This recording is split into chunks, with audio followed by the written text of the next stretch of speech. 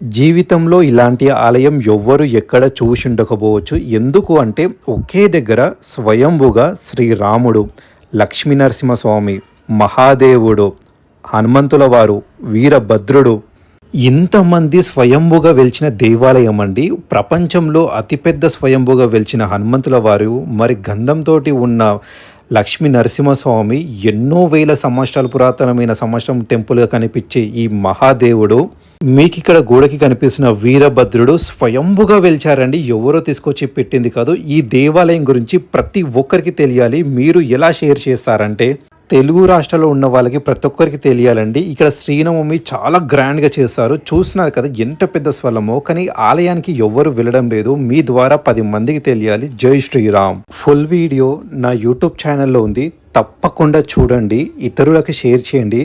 లేదంటే మీకు కింద నా ప్రొఫైల్ కనిపిస్తుంది కదా, దాని కింద ప్లే బటన్ మీద క్లిక్ చేయండి, ఫుల్ వీడియో మీకు వస్తుంది.